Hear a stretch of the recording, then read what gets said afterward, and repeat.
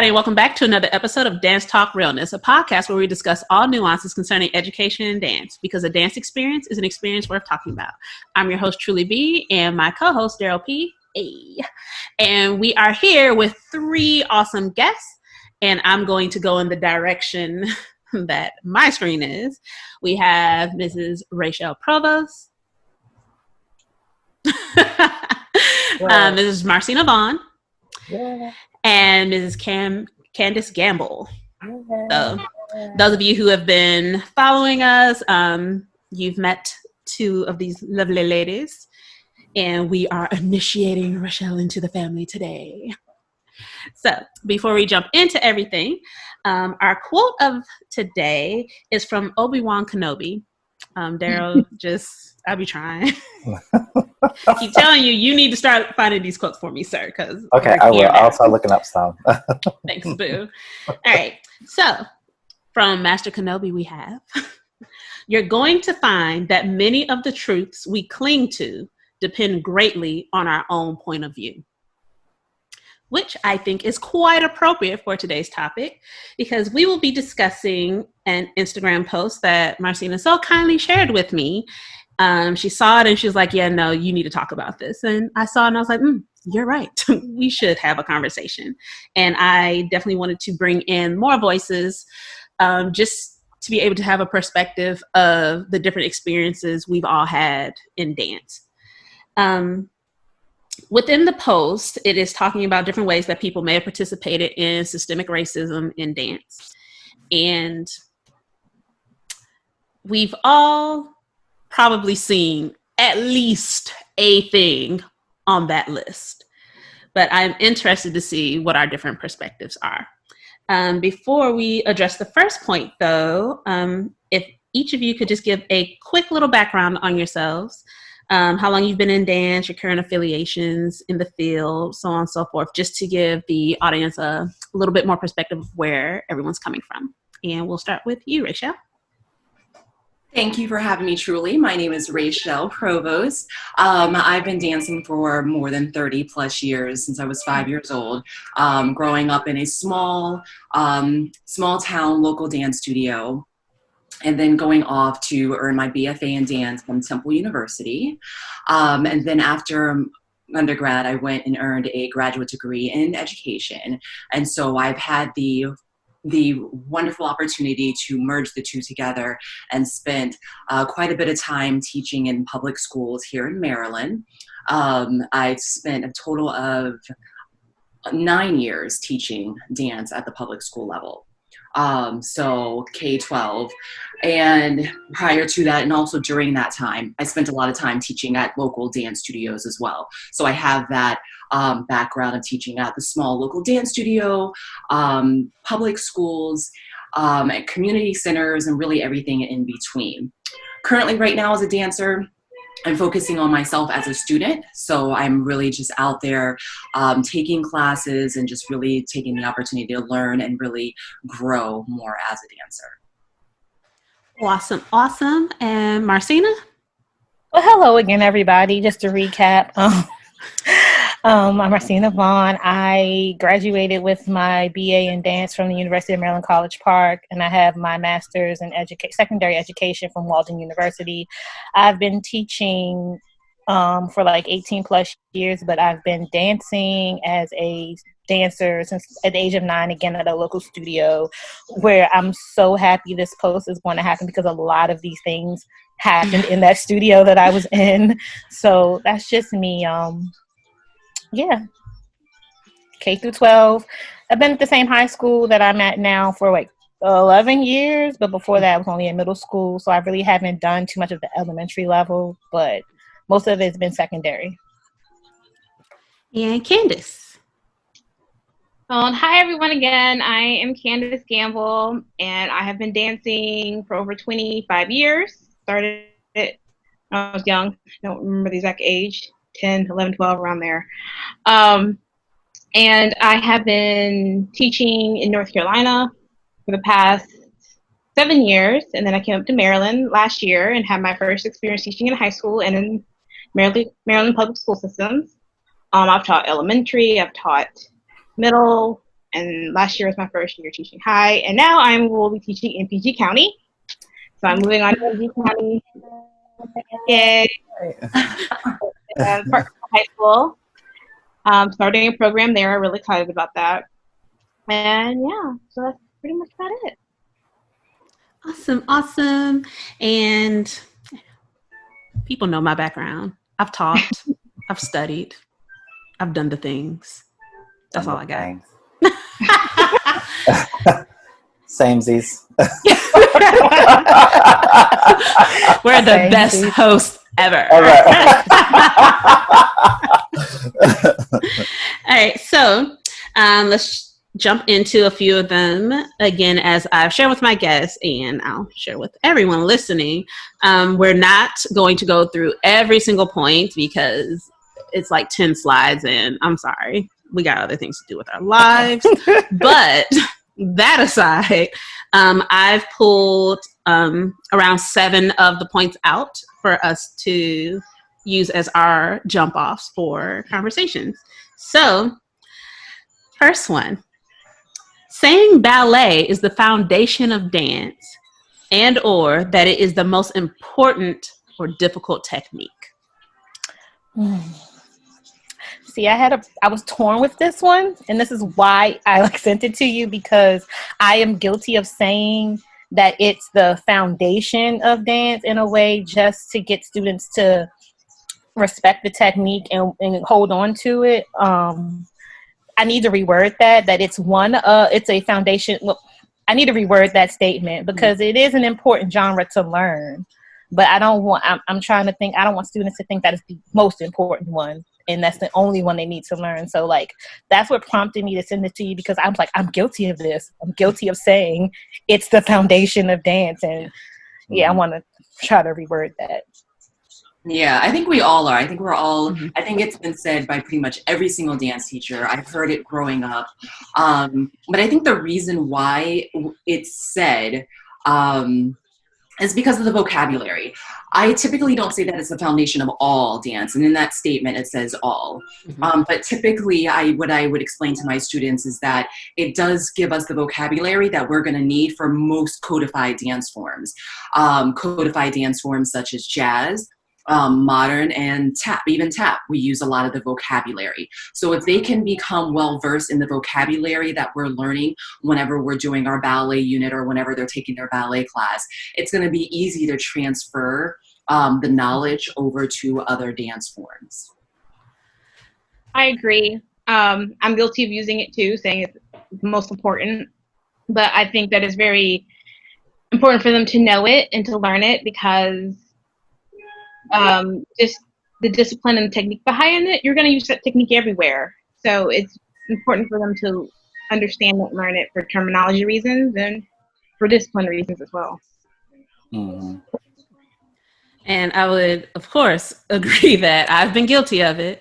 And I know for a fact that I was taught that way. And so that's all I knew initially. And then as I became more exposed, it was like, oh, but this actually, I can learn this whole form over here without this.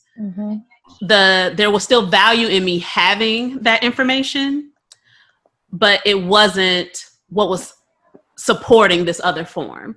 And I think that it comes in, and this is something we've said in other talks, that it's coming from kind of like higher up, that if the people teaching the people who are going to be teaching are saying this, then you just kind of keep perpetuating it. And so I think it's going to come down to finding where exactly it is we need to nip that, where we can acknowledge that, yes, it is a foundation, it is a difficult form, it is a technique, but it is not the end all be all. Right.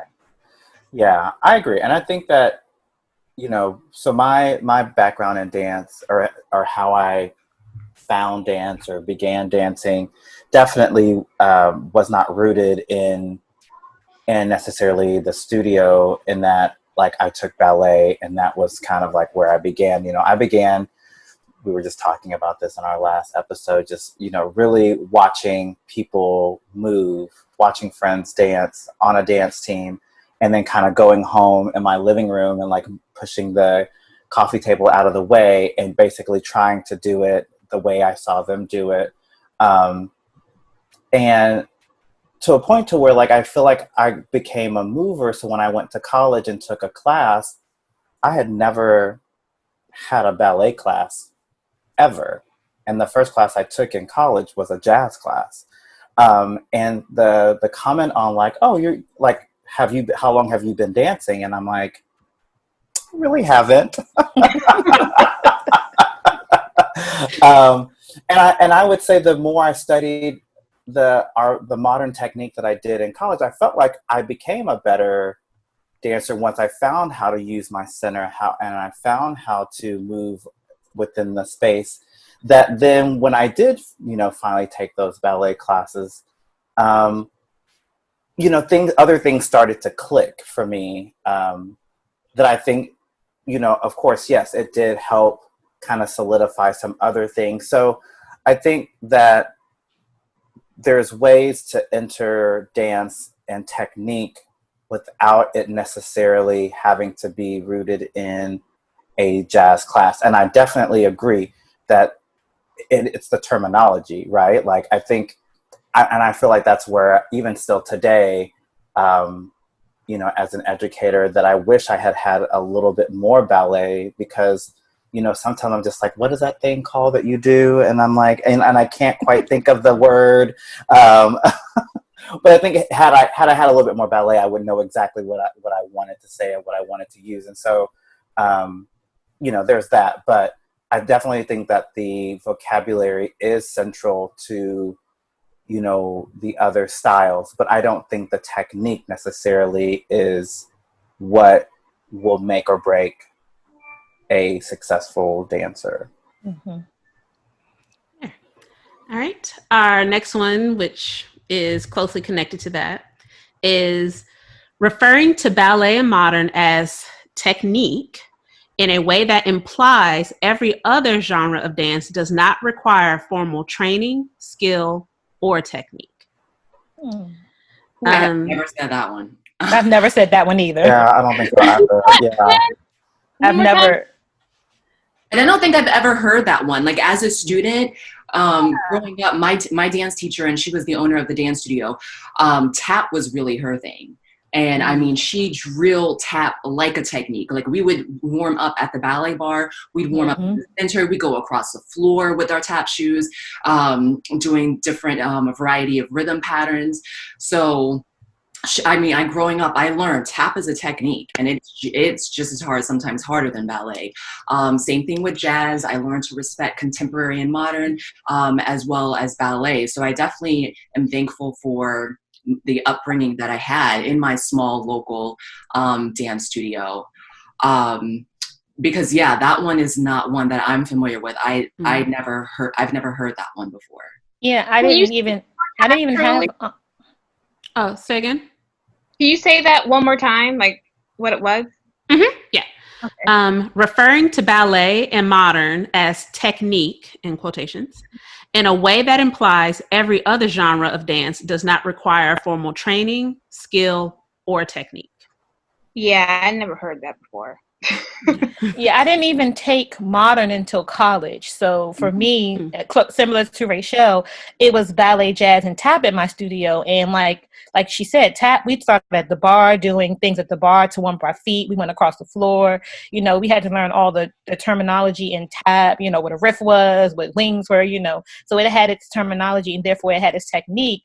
So I've never heard this one before. So it was kind of like, for me, when I read that, I was like, I've never heard that one, but I can see how it may be implied to a more quote unquote urban form of dance, like a hip hop, which it's its own technique as well. Trust me, but it doesn't, or African, and they, you know, I don't know the terms for stuff in those genres, but I'm sure they have terms and they have a technique. And I think maybe that's what that quote may have been implying about, but no, like everything is its own technique. I agree. I think any kind of dance form whether it's a folk dance or a cultural dance. Like, I feel like every kind of dance has its own technique form, from tap to jazz. Mm-hmm. I mean, I also didn't take modern until I got to college, but I definitely learned there was a technique behind that, and there's certain ways you do things and certain ways you go through the class. But I took a lot of African in college too, and I don't know the names for a lot of things, but I know through tradition and the way they do the dances and how it's intertwined with the music, there's definitely a technique behind there. Because my teacher would definitely grade us, and like that was wrong. So I think you can have something say like, "This is it. Look, there's a technique behind it." So I have never heard that comment, but definitely don't agree with it. I think any dance form can have a technique behind it. I will say I have heard it before. And it was very interesting because ballet was prioritized. Modern was not a close second, but it was second. Jazz was further down that list. And then there was everything else. There was an actual teacher teaching tap, but it was definitely, there's no way she was working there full time. Like, it was like she had that one class the semester, and you may not see her the next semester. So as an adult now, I'm like, she may have been adjunct. That may have been what that was. Yeah. But I would say anything outside of those, so any type of cultural dance form was like, no, that's not important. And so I think for me, it was not even a question of if there was technique involved in anything besides modern and ballet. It was that they just weren't as important. And if you weren't trained in ballet and modern, then you didn't really know anything. Or you were going to be pigeonholed into certain tracks that, well, that's the only thing you can do because you don't have this real training. I haven't personally subscribed to that idea because it was weird to me then. And I was like, I don't know if I can sign on to this, but whatever. I'm just trying to get my degree and get out. But now it is more of an active, okay, well, if you're saying you want to specifically focus on one of these, that's one sentence. But just because you want to put your focus there doesn't mean it's more important than something else. That's just what you've chosen to focus on. And I think that could be a good shift in the dialogue around that, in just wording and trying to adjust how we look at it instead of how we place importance on some things more so than others. I know, especially teaching collegiate level, it looks way different. And 100% there's more priority put on ballet and modern still, at least from the institutions I have seen and like spoken to people at. But K-12, I feel like there was a little more space to be open and have a better dialogue, not only amongst the teachers, but also like with our students, which then kind of puts into my mind, I'm like, okay, so if we expose the kids to that K-12, but then they go off to college and it's like something completely different. It's like, okay, there's a break in communication. And I don't know, like, it's not really their job to fix it because they're still the students technically, but then they're also like the next generation of all of this. So they should have a say. I don't know how to fix it, but I know there needs to be a dialogue about it. I know definitely higher ed needs to have this conversation because those two forms are still seen as more important for a lot of places. Well, it kind of also reminds me of an article that was also on Facebook that had to do with our post-secondary programs, very white in their teachings. And like, you know, when you think about only focusing on modern and ballet, you know, are you really giving your programs a diverse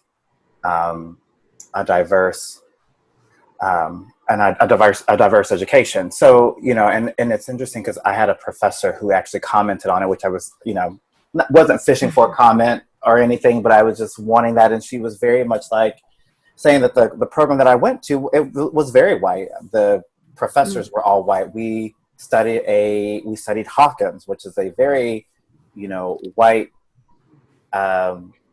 form, I'm thinking about all of the Hawkins pieces that we watched. I didn't see not one Black person in or person of color in those pieces. And so,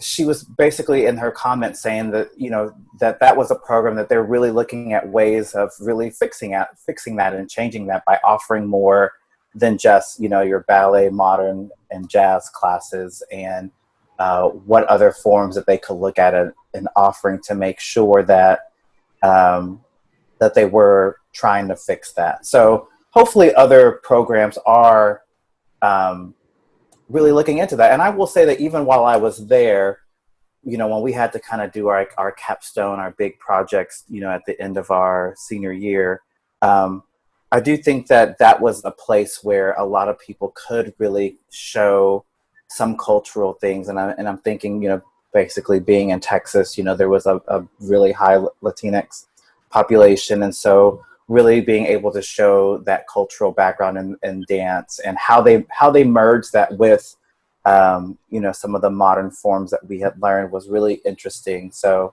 I hope that post-secondary programs are, allowing students to bring their culture into the room, because that's also a way to just help diversify that experience as well.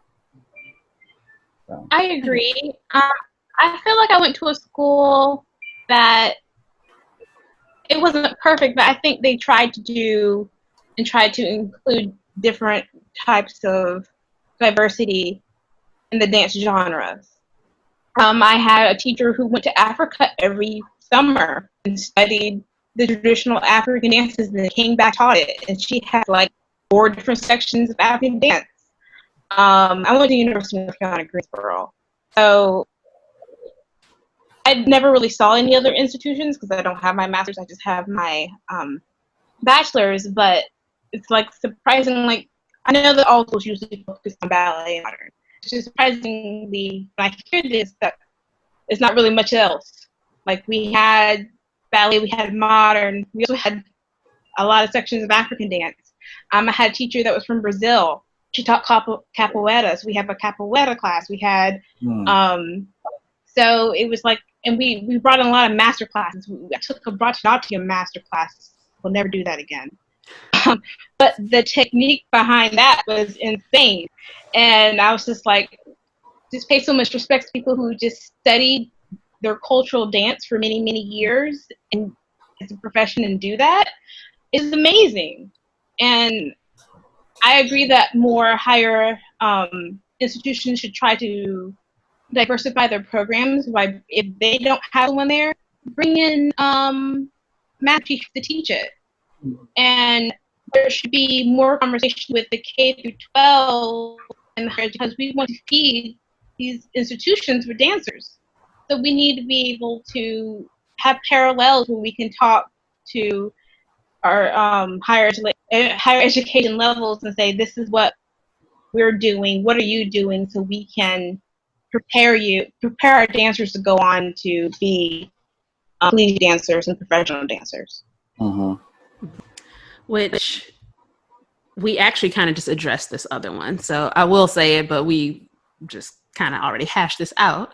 But making ballet and modern dance requirements for a dance degree, but making hip hop, jazz, and other genres electives. Or also the offering of multiple levels of ballet and modern and not advanced levels in style, such as the other ones listed, which again, we've just kind of talked about that a little bit. Yeah. That always kind of just made me sad because I'm just like, but maybe I want to take more of jazz. I don't want to take more of ballet. I want to take more of jazz. Why don't I have this option? No, but in some institutions you do, and I guess that's why that's where it becomes key that students really look to make sure that the dance program is a good fit for them. So when I started at Point Park University, which is a huge conservatory in Pittsburgh, Pennsylvania. Very large. You have 3 different tracks. You can do the ballet track, the jazz track, or the modern track. So I chose the jazz track. I did that for 2 years, but I felt just swallowed up. It was too large. I mean, again, I'm coming from a small town. I'm from North Carolina. So small studio to go to that, I felt like I was being swallowed up. I wasn't being seen. So I transferred to Temple University. And when I say 2 different worlds, oh my goodness. Temple's dance program, smaller, which is a better fit for me. It was more of a modern-based focus, which going from jazz, I was like, okay, that's fine. This is something new. I didn't take a lot of modern classes at Point Park, but I jumped right into it at Temple University, no problem. They, of course, embraced the African-American culture, the African culture. We just had all different types of classes. And I felt seen, I felt heard within that program. And it was just a much better experience, a lot more diversity, both within the faculty, the staff members were more diverse than what I experienced at Point Park, as well as the student body. So that's really important. Like students really need to look and see which program, and that's hard. We're 17, 18 years old, you know. It took me going to one school and saying, I don't like it, this is not for me, and transferring to another dance program saying, okay, this feels much better for me.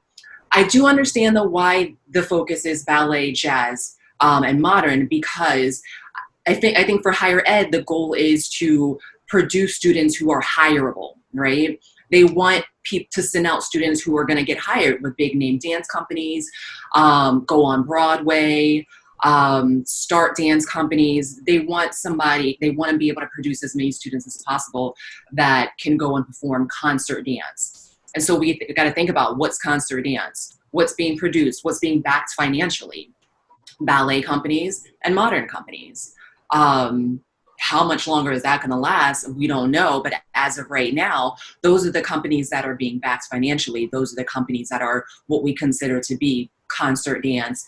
Those are the big money makers. So I think that's why higher education kind of focuses on that. So then they can produce those dancers who go on to perform, essentially. So to your point of, at that level, we're trying to produce more hireable dancers, which I agree that if I'm training you, then what am I training you for? Mm-hmm. So I guess my question is,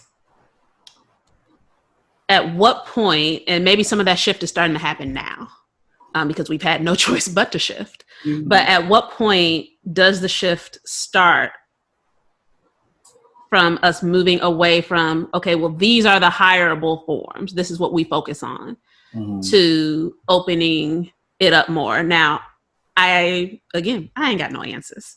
But if, like you said, like if I know, okay, it's primarily going to be ballet and modern companies, then I'm like, okay, if you're saying you want to perform for a company, I'm going to need to make sure that you get this.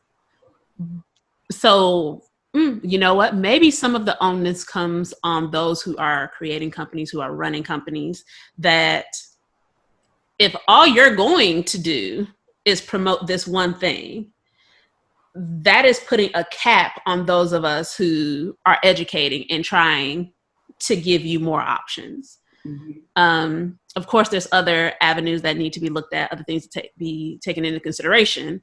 But if I have a company and I'm like, but all I'm doing is modern, and you know for a fact that if I hire your students, they will be taken care of, they'll be good. That's what you're focusing on. Mm-hmm. And even if you personally may believe, okay, but I really do think y'all need a strong foundation also in jazz, you need a strong foundation also in XYZ, at the end of the day, if me, the person hiring, is only like, yeah, but we're just doing modern, then it would almost be a disservice in one sense to not make sure they are solid in that. Because that's what you're shooting for. I think the downside is that it is also a disservice to not, if I'm like, nah, but I do want to do, and I'm gonna keep using jazz. Like my program did have higher levels of jazz, so, to be fair, but keep using it as an example because that's what I started with. If I'm like, yeah, but I know for a fact, I also want that in my pocket.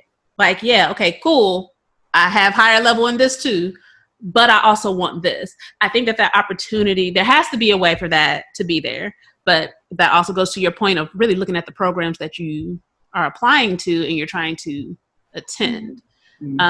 Because some of them out there, they really are offering higher level, like no matter what form it is. They're like, oh, you want to do this one? All right, cool. We got you levels 1 through whatever. We have it. But I also haven't done all this research, to be clear, but I haven't seen like an overwhelming number of programs that are like that. Yeah. It seems, and maybe I just don't know enough people yet, and that could be it. But I know more people who have not been in programs like that than I know people who have had that access, if that makes sense. It's funny because when I went to Maryland, it was very much so modern based. They had 6 levels of modern, 3-4 levels of ballet, and that was pretty much it. Like tap and jazz were fundamentals of. It was the fundamentals of tap, fundamentals of jazz. And now it's funny because when you look at Maryland's program, it's vastly different. They have tracks now. You have an education track. You have a global track, as they call it, where they do address more of the I guess other forms, and you can go to that track. And then they have the performance track and the choreography track and production track. And I kind of wish that I went to Maryland with this new format they had versus the one I was under, because I feel like I would have been a more diverse educator, dancer, because the way they formed these tracks and the programs now, it makes you more marketable across the board for dance, not just as a performer, because you can be under the production track and be just, dance production person, the lighting, and that's one whole track they have.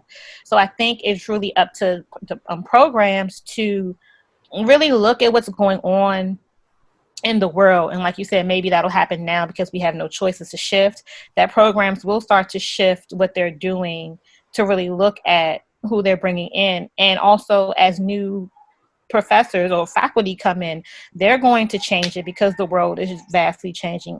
I don't know what caused this change at Maryland, but when I went to do a visit tour and I was looking at the track and I was like, what's all this? I didn't have all this when I was here. I couldn't take all these classes when I was here. I took modern 1 through 6, dance, I took these regular classes, and I'm like, okay, now you have all these tracks. So I think it really is going to be some changes if the institution is willing to change and the people on the board or whoever, is responsible for making these changes are willing to look at what's going on globally and adapt. I think it's very important to have well-rounded programs and to have dance people well-rounded. I don't think any to be educated in dance. I think you should have lots of genres in your belt. So. Agreed. I agree with that. I'm always down for mastering something, but not to the exclusion of knowledge of other things. So yeah. All right. Here is a fun one. So I've read this one a few times and I'm still just like, I don't know what's happening. And maybe it's me. Maybe this will make more sense through discussion. So valuing lines over rhythm, poise over grit, or abstraction over substance. Okay, so this one struck me because in my studio, like when I read it, I was like, because in my studio, it kind of goes to another one that's under that. I didn't have the ballet body, and my dance studio was very much so ballet based, Shiketti method. Like that's what the director, she was like the highest. She had the highest level of Shiketti diploma, and all this stuff. So I would always get the well, when they were giving out solos or special parts, oh, well, you're not made for that part, but I'm going to give you this part because, you're a really rhythmic dancer and you have a lot of good, rhythm. I'm like, okay, but I don't want that part. I want that part. Well, you don't have the lines. Okay. What? Can I dance it though? So, and I would see a girl, who, yeah, she had gorgeous lines, gorgeous feet, gorgeous this, but she lacked that. It was just boring to watch because her lines were great, but she brought no life to it. So it's like the lines don't always matter, unless you are like, I guess, trying to dance Swan Lake. I don't know. But like, I don't know. But if you're just doing a part in which you're trying to get something across, do the lines matter that much? To me, not really. I'm looking for more. I'm looking for like that well-rounded dancer. Well, yes, can you point your feet? Can you get your legs straight? Okay, is that straight for you? Okay, great. Like my niece, when she dances, her arms don't straighten. It's a thing. She has to learn how to turn them. She has to learn. Right, as straight as that gets. Like it ain't going no straighter, y'all. You have to learn how to hold it at a certain angle to make it appear straight. And she hadn't learned that at angle yet because she was a young dancer. So it was like your body is only made to do certain things. So your lines may appear straight depending on how you hold them, depending on if you figure it out. So I think teachers need to, educators need to look deeper than the lines, the technique. I mean, yeah, if somebody has gorgeous feet, use it. If somebody has epic turnout, use it. But let's look at that dancer who has a heart almost. Like I think of Center Stage, one of my favorite movies, who Jodie didn't have the line, she didn't have this, but when she lit up the stage with just everything else. So like that's why it's one of my favorite movies, because she was an underdog, but she rose to the top at the end. Yeah. Yeah. I think I got lost in the sauce when the abstraction over substance. So first of all, I was like, I don't know if y'all meant them written in that order. Mm-hmm. I feel like they meant to write it the other way just because of how I associate the words. So I have an abstract piece versus. See, I'm like, what is substance? Like, what are we saying with that? Like, very vague. Like, what does that mean? Yeah, like, that's not clear. So I'm gonna ignore that part for a moment. So what comes to mind, and I think we talked about it too in another episode, is that I'm recalling a piece that I had said that I'd seen at an ACDFA.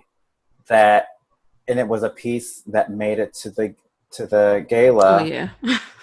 And it was two performers sitting in chairs, and they were like looking at the newspaper, opening and closing, and like doing like different arm and leg movements. And the adjudicators ate that up, and they were like, "That was just profound." And I just thought, what? I have a similar piece that I would talk about in college all the time. I tell my kids all the time about a piece that I saw when I was a student at Maryland, where they sat in a circle and ate an orange.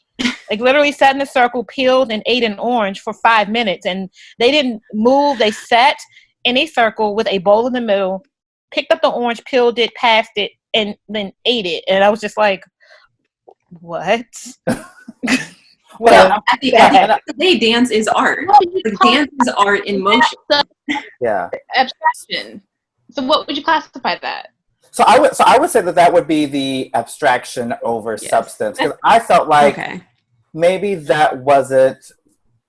I mean, of course, as a college student, I thought that in order to have this profound piece, like the technique needed to be on point, that like everything needed to be like this very much like, when I see it, I'm going to get it, right? And those were definitely pieces where it's like, now I'm just like, oh, I would love to go on stage and like sit in a chair. I mean, there's several like these profound pieces where like someone stood on a chair and did movement, and it was like, it's iconic, like there are these like very particular down the building.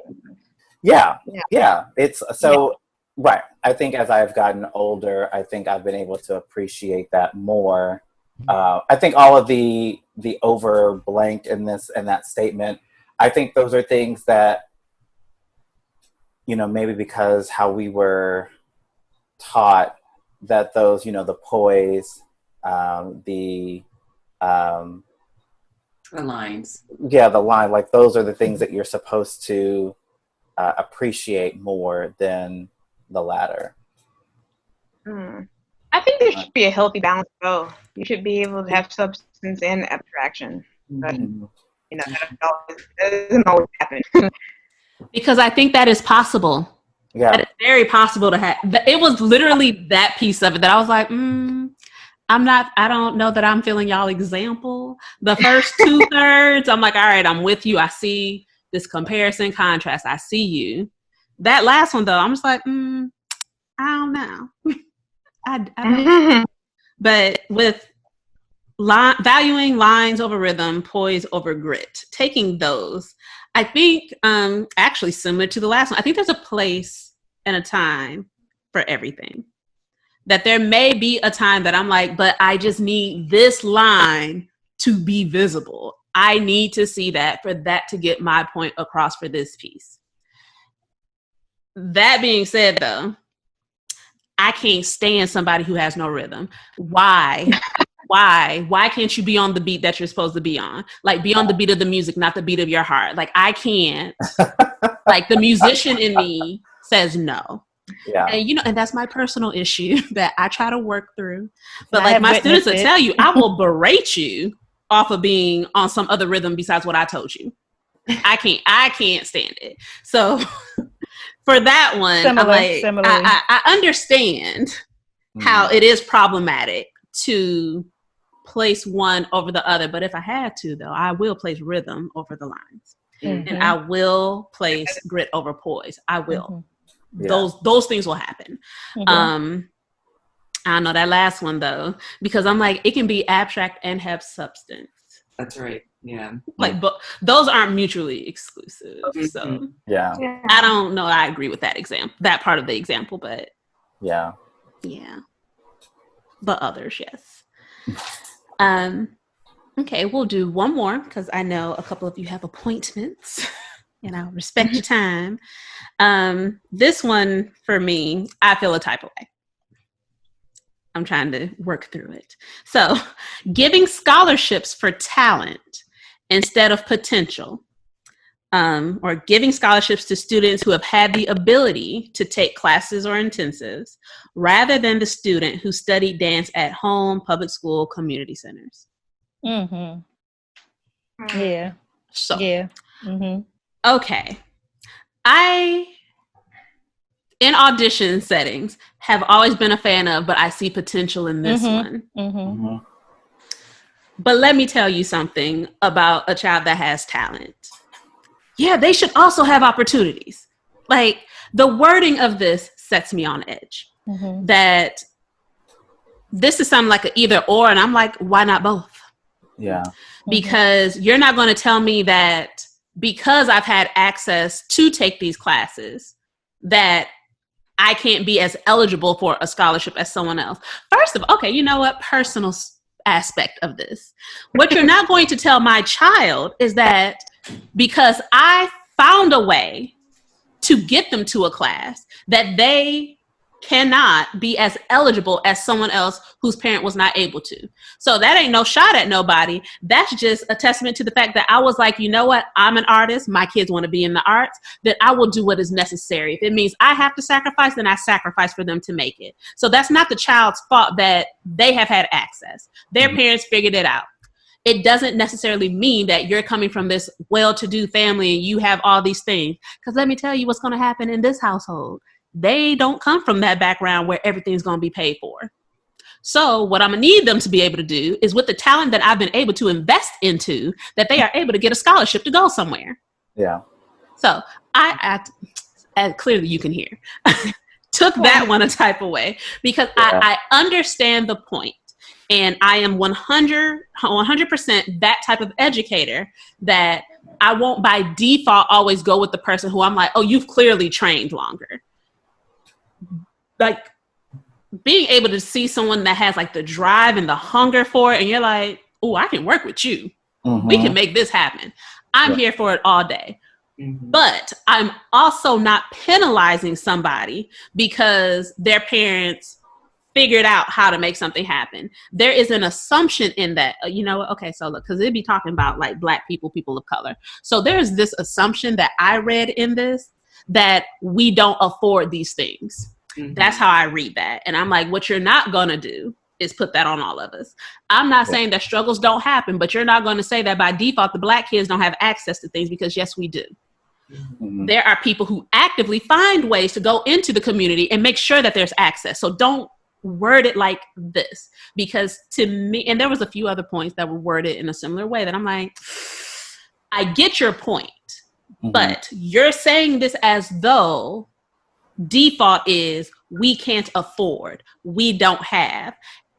And I'm not saying it doesn't happen, but you're not going to make this blanket statement. And you're also not going to penalize these kids who were able to figure it out. Right. And that's where I am with that. Y'all go ahead. I feel like I was heated when I saw that. I'm reading that right now.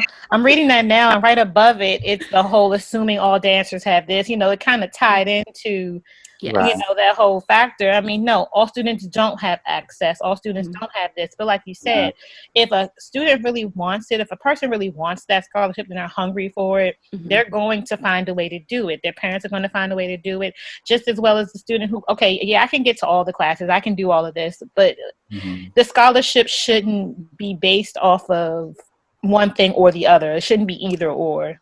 It needs to be based off of both, because you could have talent and potential, or you can have that student that has all the potential, because I probably was that student that had more potential than talent. I probably am. I am that dancer that had more potential than talent.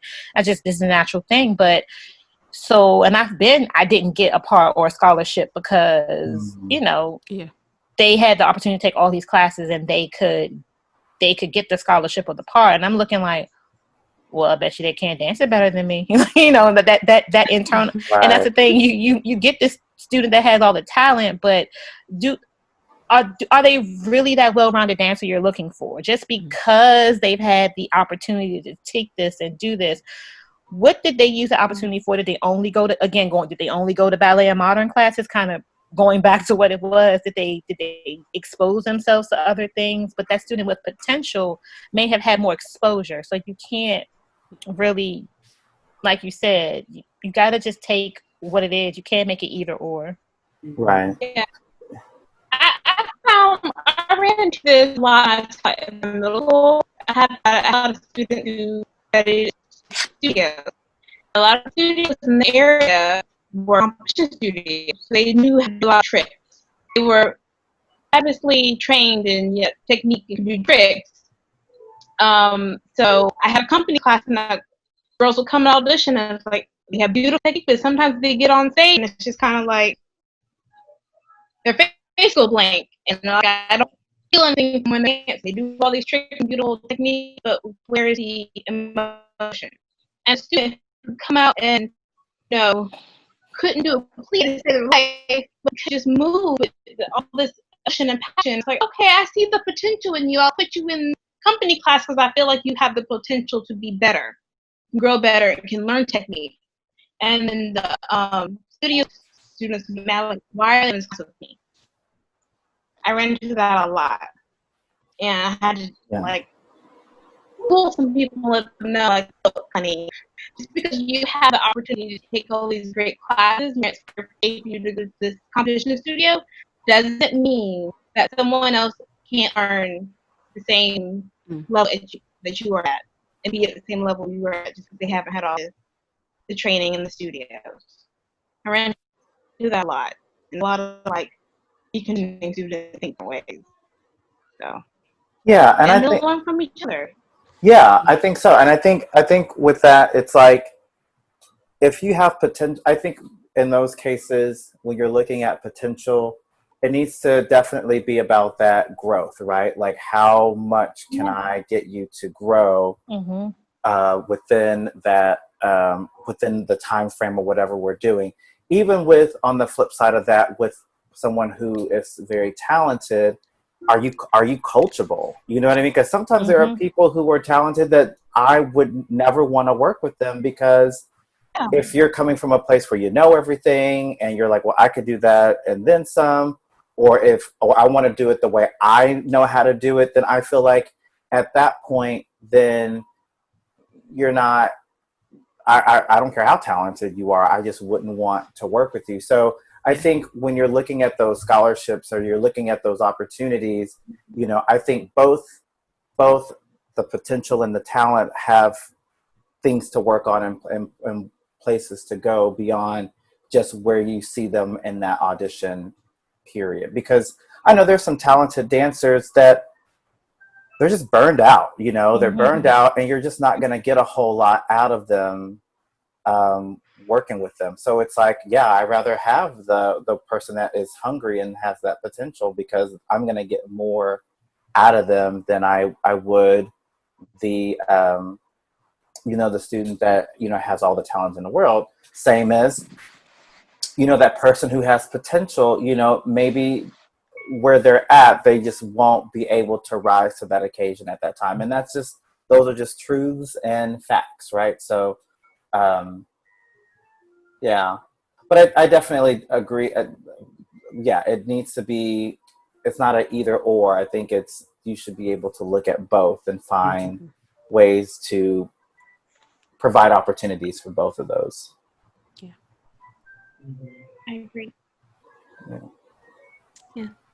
Definitely the either or aspect. I think that's a issue just across the board with a lot of things, is that there's usually some type of a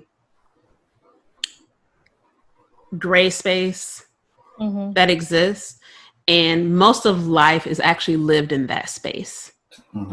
A lot of things just are not so clear cut, and that needs to be acknowledged, especially in a process like that. Perfect example of that is, you've all filled out like the FAFSA before. Yeah. So look, okay, real talk though, like you be filling it out and you're putting these numbers there, and these numbers really don't take into consideration your actual life. And it's just like, I mean, yeah, I can say my parents are making X amount, but we're not looking at rent or mortgage. We're not looking at bills. We're not looking at like making sure we are fed. Are you looking at the things that they just have to do to keep me alive? Like, what if there was a doctor's visit that we weren't prepared for? Now we got to worry about that. Like, none of the real life experience is considered in that. And I think that's part of why things like that, when you put it either or, it bothers me, because I'm like, but there's so much more. Another example, paying back student loans. First of all, just because they be talking about I make this amount of money, right? I don't bring that home. Like, I don't bring that home. I can't pay y'all back like this. Like, and I've had that conversation on the phone with these folks before. That I was like, y'all, I got 3 kids. I teach for the public school system. If you look at the records, it tells you that. You know I'm not making money. You know I'm not. Come on now. And it was like, well, you know the numbers. And I'm like, real life though, this isn't working. So just that very black and white, I think, is where I really take my issue in the wording of this one. Child, them student loans. So my soul is weary thinking about that. I didn't need that on this here afternoon. It looks nice outside. I didn't need to think about that. But yeah, that idea of it being either or instead of looking at the full picture. Yeah. Those are all the points we're covering today. Woo! Yay. Okay. Thank y'all for joining us. Yes. Those of you who have been here before, you'll be thankful to know, Marsinah and Candis, that we're not doing a dance trio today. You're welcome. Yay. Whatever, man, forget you. That's all right. Next time, just for you. Oh, man. coming up with the most ridiculous one possible just for you. I'm gonna keep this energy. All right, and thank you all for joining us again here at Dance Talk Realness. If you have any questions for either me or Daryl or any of our guests, feel free to drop them under the YouTube video, Instagram post. Follow us, like, comment, subscribe, all that jazz. Facebook, Instagram, YouTube, Apple Podcasts. Yes. Hey, remembered it all. And we will also be doing a part 2 to this episode where we talk about a few more of these points that come up, because this is a conversation that is not only relevant to our current times, but relevant to actions that need to be taken moving forward. So we look forward to bringing you some fresh new content next week. See you then. Bye. Bye.